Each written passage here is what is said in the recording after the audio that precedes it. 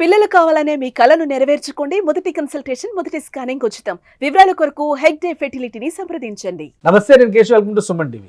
ఆంధ్రప్రదేశ్ ఉప ముఖ్యమంత్రి పవన్ కళ్యాణ్ పనితీరు ఎలా ఉంది? రాష్ట్ర కేబినెట్ మీటింగ్ జరిగినప్పుడు ప్రతి ఒక్కరి పనితీరు పైన రాష్ట్ర ముఖ్యమంత్రి తనకి నివేదికలు కావాలనేటువంటి చర్చ జరిగింది. ఈ నేపథ్యంలో పవన్ కళ్యాణ్ గత 6 నెలలుగా తనకి అప్పగించినటువంటి శాఖల్ని సంభాళించినటువంటి విధానం, అక్కడ పనుల్ని ముందుకు నడిపిస్తున్నటువంటి వైనం పైన ఆసక్తికరమైనటువంటి చర్చ జరుగుతుంది. పవన్ ప్రోగ్రెస్ రిపోర్ట్ ఏంటి ఒకసారి అనలైజ్ చేసేటువంటి ప్రయత్నం చేద్దాం. మనతో పాటు అనలిస్ట్ చంద్ర శ్రీనివాస్ గారు. నమస్కారం. నమస్కారం అండి. పవన్ కళ్యాణ్ గారు ఫస్ట్ టైం ఎంపీ కాదు, ఎమ్మెల్యే కాదు, ఏ పదవి లేదు, ఫస్ట్ టైం ఆయన ఎమ్మెల్యేగా ఎంటర్ అవుతానే డిప్యూటీ సీఎం అయ్యారు. సో కీలకమైనటువంటి శాఖల్ని ప్రభుత్వ పక్షాన అప్పగించారు చంద్రబాబు నాయుడు గారు. ఆ ఎక్స్పెక్టేషన్స్ విషయంలో ప్రజలు బయట నుంచి చూస్తున్నారు. ఆల్రెడీ ఈయన పనిచేస్తున్నటువంటి విధానం ఏదో సినిమా వాళ్ళు అనగానే గెలిచేసి కనబడరు అనేటువంటి అభిప్రాయం ఉండేది ఒకప్పుడు. కీలకమైన బాధ్యతల్లో ఉన్నవాళ్ళు తప్పితే మిగతా వాళ్ళు అసలు ఎవరు కనబడేవాళ్ళు. కానీ డిప్యూటీ సీఎంగా ఒకవైపు సినిమాలు బ్యాలెన్స్ చేస్తూనే ఆయన ఇటు పనితీరు విషయంలో కూడా ప్రజల నుంచి అయితే పాజిటివ్ రెస్పాన్స్ వస్తుంది. కానీ క్రిటిక్స్ ఏం చెప్తారు అనేది ఇప్పుడు ఆసక్తికరమైన 6 నెలల పర్ఫార్మెన్స్ పైన మీరేం చెప్తారు? డెఫినెట్గా ఆయనకు 100% మార్కులని నేను చెప్తాను.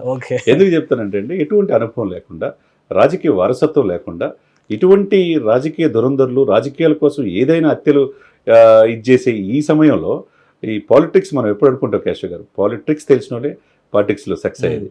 అదే సమయంలో పాలిటిక్స్ ఈజ్ అ పాయిజన్. అటువంటి ఈ విషవలయంలో ఈయన ఎలా నెగ్గురాగలరు అని చెప్పి మనం అనుకున్నాం. మీరు అన్నట్టు దశాబ్దం పైన రాజకీయాలు ఉన్నాడు, అనేక అవమానాలు పొందాడు. మొత్తానికి మీరు చెప్పిన ఎక్కడా గెలవలేని వ్యక్తి 21 సీట్లు గెలిపించుకోవడంతో పాటు 100% స్ట్రైక్ రేట్తో. ఎందుకు మనం చూస్తే ఇప్పుడు మనం మొన్ననే చేసాం, గూగుల్ సెర్చ్లో టాప్ పర్సన్గా వచ్చాడంటే ఒక తెలుగు వ్యక్తి, ఒక నటుడు, రాజకీయ నాయకుడికి ఎమర్జెన్సీ తీరు. అదేవిధంగా ట్విట్టర్లో కూడా మోదీ గారిని కూడా దాటాడంటే ప్రజలు మనల్ని ఎలా పొందుతాడో మనకు అర్థం చేసుకోవాలి. ఇకపోతే మీరు చెప్పినట్టుగా ఒక నాయకుడు ఒక సినిమాకే పరిమితం అవుతాడు, సినిమా వాళ్ళు రాజకీయాల్లో సక్సెస్ గారు అనుకుంటారు. కానీ ఇతను తీసుకున్న శాఖలు, ఇన్ని శాఖలు తీసుకున్న దీనికి అనుభవం ఏముంది అనుకున్నారు. అనుభవం అవసరంలా, ఎక్కువ చదువుకోవాల్సిన అవసరంలా, సమాజాన్ని బేసిక్ కరెంట్ నాలెడ్జి, సమకాలీన పరిస్థితులపైన అవగాహన ఉంటే చాలు.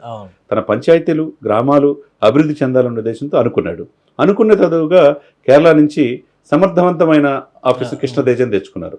అదేవిధంగా వచ్చిన లక్కీగా చూడండి, ఆయన శాఖలు పనితీరు చూసుకుంటే గ్రామీణాభివృద్ధి, పంచాయతీరాజ్ కృష్ణతేజ్ కాపు చెప్పారు. తర్వాత మిగతా ప్రిన్సిపల్ సెక్రటరీలు ఉన్నారు. ఎప్పటికప్పుడు రివ్యూ చేసుకుంటే అండి, నాకు తెలిసిన ఒక ప్రిన్సిపల్ సెక్రటరీ చెప్తున్నారు, నాకు 2 దశాబ్దాల నుంచి అనేక మంది ముఖ్యమంత్రుల దగ్గర చేశాం కానండి, ప్రతి దాని మీద క్షుణ్ణంగా అధ్యయనం చేస్తున్నాడు, ఎన్ని గంటలైనా రివ్యూ చేస్తున్నాడు, ప్రతి ఒక్కటి అడిగి తెలుసుకుంటున్నాడు. ఇటువంటి వ్యక్తిని మేము ఎక్కడ చూడలేదంటారు. వాళ్ళు కూడా ఏంటంటే అండి, ప్రతి ఒక్కరు కూడా గతంలో పంచాయతీరాజ్ శాఖ మంత్రి ఎవరో తెలియదు, గ్రామీణాభివృద్ధి నిధులు ఏమైనా తెలియదు, జల్ జీవన మిషన్లు ఏమైనా తెలియదు. అది మరీ అది అన్యాయం కాదు. క్యాబినెట్ లో కూడా డిస్కషన్ జరిగింది. 14,000 కోట్లు శాంక్షన్ చేస్తే 2,000 కోట్లు కూడా ఖర్చు పెట్టలేని పరిస్థితిలో గత ప్రభుత్వం ఉంది. చేసిన పనులు కూడా ప్లానింగ్ లోపం ఉంది అని చెప్పి విమర్శలు వస్తాయి. కాబట్టి ఒకటి వెళ్తేనండి, 6 మాసాల్లో ఆయన తీసుకుంది గ్రామీణాభివృద్ధి, గ్రామాలు దేశానికి వెన్నెముక అని చెప్పేసి తెలియజేశాడు. 13,336 గ్రామాల్లో గ్రామ సభలు పెట్టి ప్రపంచం మొత్తం ఒకవైపు చూసేటట్టు, మిగతా రాష్ట్రాలు కూడా ఈయన ఆదర్శంగా ఉండేట్టు చూసుకున్నాడు. అదేవిధంగా గ్రామాలతో పాటు ఈ యొక్క 29 రాష్ట్రాల్లో 24వ ప్లేస్లో ఉంది మంది గ్రామీణాభివృద్ధి పంచాయతీలో ఈ నిర్వహణలో. దాన్ని 4వ పొజిషన్ తీసుకొచ్చేట్టు చేశాడు. దీంతో పాటు పంచాయతీలకి, సర్పంచులకి పౌరీటంతో పాటు పంచాయతీలకి ఆగస్టు 15 జనవరి మనం చూసాం, 100 రూపాయలు అదే ఒక అకౌంటబిలిటీ తీసుకొచ్చే కాకుండా, మనం చూసిన 400 గ్రామాలకి ఇప్పుడు మనం 400 లక్షలు పంచాయతీలకు ఇచ్చినట్టుగా 4 కోట్లు ఇచ్చాడు, సొంత డబ్బు. ఏ రాజకీయ నాయకుడు కూడా ఇవ్వాల. అదేవిధంగా కష్టకాలంలో ఉన్న ప్రజలకి ఆపన్నహస్తం అందిస్తానే గ్రామ రోడ్డు కనెక్టివిటీని పెంచారు. మనం ఒకప్పుడు కేశవ్ గారు ప్రధానమంత్రి గ్రామీణ సడక్ యోజన, అటల్ బిహారీ వాజ్పేయి పెట్టారు. అంటే గ్రామాలని పట్టణాన్ని కలిపేది. ఇప్పటికి దానివల్లనే చాలా బాగుంది. యాక్చువల్గా గ్రామాలకు సంబంధించి సెంట్రల్ గవర్నమెంట్కి చాలా పెద్ద స్కీమ్స్, అంటే వైడ్ ఎక్స్పాన్షన్ స్కీమ్స్ ఉంటాయి. ఆ స్కీమ్ కింద డబ్బులు తెచ్చుకునే కెపాసిటీ రాష్ట్ర ప్రభుత్వంలో ఉన్న వాళ్ళకి, లేదా ఆ శాఖలకు నేతృత్వం వహిస్తున్న వాళ్ళకి. సో అది చేయకపోతే ఆటోమేటిక్గా ఫండ్స్ రావు. ఫండ్స్ రావాలంటే ముందు ప్రయత్నం చేయాలి. ఇప్పుడు మన మోడీ గారి దగ్గరికి మొన్న 7 మంత్రుల దగ్గరికి వెళ్ళాడు. 7 మంత్రుల దగ్గర 7 ప్రాజెక్టు తీసుకెళ్ళాడు, అన్ని ఓకే చేయించుకున్నాడు.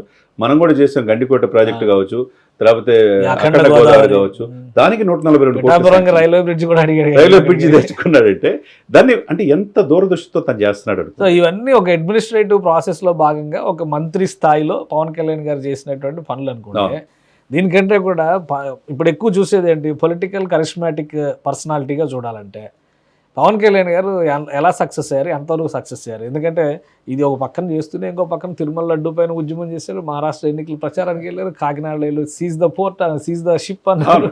సో ఇవి ఎలా చూడాలి? ఇది వైడల్గా మనం ఆలోచించేస్తే మీరు కరెక్ట్ క్వశ్చన్ అడిగారు సార్. ఒకవైపు అడవులను సంరక్షిస్తున్నాడు, రేరు ఎర్రచందనాన్ని కాపాడుతున్నాడు, తర్వాత ఎక్కడో కుంకి ఏనుగులు కర్ణాటక వాళ్ళతో మాట్లాడి అసలు ఆ విషయం ఎవరికి తెలియదు, అది తీసుకొస్తాడు. ఇవన్నీ ఒక ఎత్తు అయితే పరిపాలన మీద పూర్తి పట్టు సాధించడంతో పాటు దేశం చూపు తన వైపు తిప్పుకున్నాడు. అందరి చూపు దేశం వైపు, మన దేశం అన్నట్టు ఉండే సమయంలో దేశం చూపు, దేశంలో ప్రజల చూపు అతని వైపు తిప్పుకోగలిగాడు. 100 కోట్ల మంది హిందువులకి నేనున్నాననే ఒక ఆపన్న హస్తంలాగా కనపడ్డాడు. అంతే కదా సార్. లేకపోతే హిందువులకి ఈ దేశం 145 కోట్ల జనాభా ఉంటే 100 కోట్ల మంది హిందువులు ఉన్నారు. 80% పాపులేషన్ నుండి తన సనాతన సాంప్రదాయం అనే అంశాన్ని లేవనెత్తాలని ఎవరు అనుకోవాలా. అప్పుడు ఒక్కసారిగా దక్షిణ భారతదేశం నుంచి దేశవ్యాప్తంగా ఈయన నార్త్ ఇండియన్స్లో ఒక ఐకాన్ అయిపోయాడు. అది ఒకటి ఫస్ట్ మనం చూసుకుంటే. అంటే స్థిరమైన అభిప్రాయాలు ఉండాలి సార్, దృఢమైన ఆలోచనలు ఉండాలి, ఒక కమిట్మెంటు, ఒక డెడికేషన్ ఉండాలి. ఆ రెండు ఉన్నప్పుడు డిటర్మినేషన్ కనుక మనం తోడైతే, అది నేను ఎప్పుడు చెప్తుంటా, ఓర్పు, నేర్పు, చేర్పు, కూర్పు, ఈ 4 కలిస్తే పవన్ కళ్యాణ్ అని మొదటి నుంచి చెప్తూ ఉంటాం. ఎందుకంటే క్షుణ్ణంగా అధ్యయనం చేస్తే డబ్బు మీద యావలేదు, పదవి మీద కాంక్ష లేదు, నేను ఏదో కూర్చుందామని చెప్పి అయ్యే సమయం వచ్చినప్పుడు వస్తాయనే ఇదితో ఉన్నాడు. కాబట్టి ఈ రోజున అట్లా వెళ్ళాడు. సనాతన సాంప్రదాయం 2, ఈయన ఎక్కడికి వెళ్ళినా సక్సెస్ రేట్ ఉందనేది ఒక బ్రాండ్ ఇమేజ్ తెచ్చుకోగలిగాడు. ఒక నటుడిగా కాకుండా 40 సినిమాలు కూడా తీయలే ఆయన. ఇప్పటికీ మీరు అన్నట్టు నైట్ సినిమాలు తీస్తున్నాడు, పొగులు అడ్మినిస్ట్రేషన్ చేస్తున్నాడు. ఇంకొక వైపు మిగతా రాష్ట్రాల బాధ్యతలు అప్పచెప్పినప్పుడు మహారాష్ట్ర వెళ్తే మరాఠీలో మాట్లాడుతున్నాడు. అటు మొత్తం కూడా వాళ్ళు కూడా ఎక్స్పెక్ట్ చేయని విధంగా 230 స్థానాలు గెలవడానికి హీరోలు అయ్యాడు. ఢిల్లీ పెద్దలు పిలిచారు, గౌరవంగా సత్కరించారు. తర్వాత ఆయన అడిగిందే తదువుగా ఏమడిగితే అది ఇచ్చేస్తున్నారు. నెక్స్ట్ బీహార్, ఢిల్లీ బాధ్యతలు తీసుకోమన్నారు. ఇవన్నీ ఒక ఎత్తు అయితే సార్, నిన్నగాక మనం చూస్తే కనుక అందరూ ఆశ్చర్యచకితులు గురయ్యారు. రాష్ట్రపతి గారు ఎయిమ్స్ ఓపెనింగ్ మంగళగిరి వెళ్తే ఒక ప్రత్యేకమైన గిఫ్ట్ తీసుకొచ్చి సిబ్బంది తీసుకొచ్చి పవన్ గారి చేతికి ఇచ్చారు. చంద్రబాబు నాయుడు గారు కూడా అక్కడే ఉన్నారు. అంటే తను ఎంత దార్శనికత, ఎంత దూరదృష్టి ఉన్న రాజకీయ నాయకుడిగా, దేశ ప్రథమ పౌరురాలు ఆమె మనల్నే పొందటం అంటే మనం దాన్ని ఒక తెలుగు వాళ్ళగా మనం చాలా గర్వపడాల్సిన విషయం. ఇవన్నీ చూసుకుంటే సార్, స్థిరమైన అభిప్రాయంతో సుస్థిరమైన రాజకీయం, సుస్థిరమైన ఈ దేశం అభివృద్ధికి మనం నడుము బిగించాలని పదవికాంక్ష, ఇవన్నీ కూడా పదవులు మనం ఇంట్లో ఉన్న వస్తుంది సార్ సమయం వచ్చినప్పుడు. దానికోసం ఆయన అవసరమైతే ఉప ముఖ్యమంత్రి ఎక్కువగా వదిలేసి వస్తాను. అంటే ఉప ముఖ్యమంత్రి పార్టీ అధ్యక్షుడు కాదు ముఖ్యం. నాకు సనాతన సంప్రదాయం అంటే ఒక పోరాట పట్టి ఉన్నవాడే రాజకీయాలు సక్సెస్ అవుతాడు సార్. అది మెండుగా ఈయనకు ఉంది కాబట్టి ఈయనతో పాటు చంద్రబాబు నాయుడు గారిని అధికారంలో తెచ్చాడు, అటు మోడీ గారు కూడా సెంటర్లో ఉన్నట్టు చేయగలిగాడు. కాబట్టి ఇవన్నీ చూస్తే మీరు అన్నట్టు పరిపాలన మీద పూర్తి పట్టు సాధించడంతో పాటు దేశ రాజకీయాల్లో పవన్ అనే వ్యక్తి ఒక ఐకాన్గా మనం.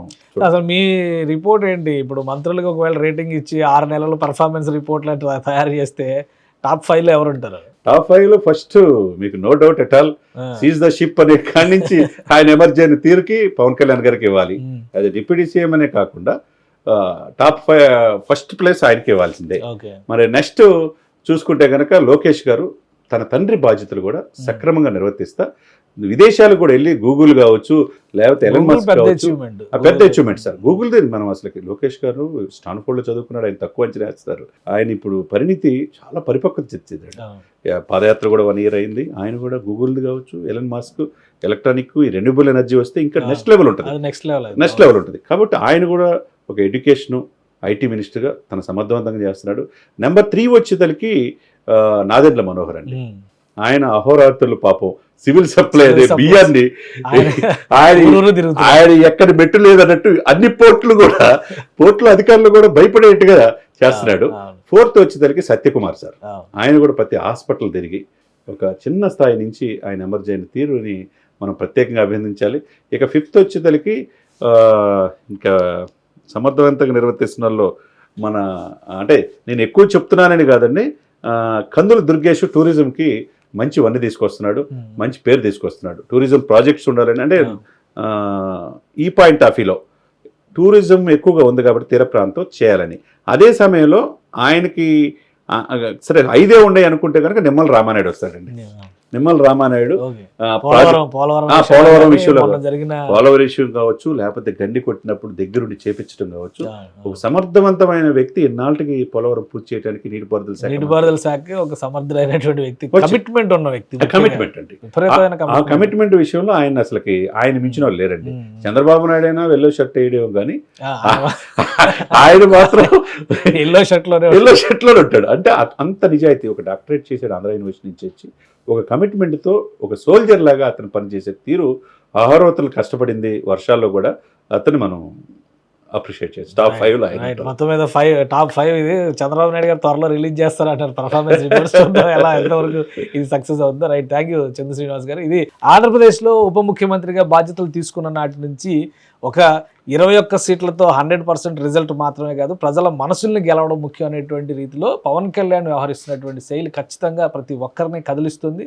ఒక సినీ నటుడిగా ఇంతటి పరిపక్వమైనటువంటి రాజకీయం అడ్మినిస్ట్రేషన్ని ఫాలో అవుతారని ఎవరూ ఊహించలేదు. కాబట్టి రేటింగ్స్లో నంబర్ 1 ఖచ్చితంగా ఆయనే ఉండడానికి అవకాశం ఉంది. ఇక చంద్ర శ్రీనివాస్ గారి విశ్లేషణ ప్రకారం టాప్ 5 కూడా చెప్పారు. చంద్రబాబు నాయుడు గారు ఇప్పటికే అందరి పర్ఫార్మెన్స్ని కూడా క్రోడీకరిస్తున్నట్టుగా సమాచారం. ఎందుకంటే అతి త్వరలోనే మంత్రివర్గ పునర్వ్యవస్థీకరణ ఉండే అవకాశాలు చాలా స్పష్టంగా ఉన్నాయి. నాగబాబు గారి ఎంట్రీ ఉంది. ఈ నేపథ్యంలో పర్ఫార్మెన్స్, నాన్ పర్ఫార్మెన్స్ అనేది కూడా ఒక క్రైటీరియా కావాలని ఏపీ సీఎం ఆలోచిస్తున్నారు. కాబట్టి ఈ రేటింగ్స్ అధికారికంగా ఎలా వస్తాయో వేచి చూడాలి. ఇది special discussion. Keep watching. Suman టీవీలో మీ పర్సనల్ అండ్ బిజినెస్ ప్రమోషన్స్ కోసం కింది నెంబర్కి కాంటాక్ట్ చేయండి.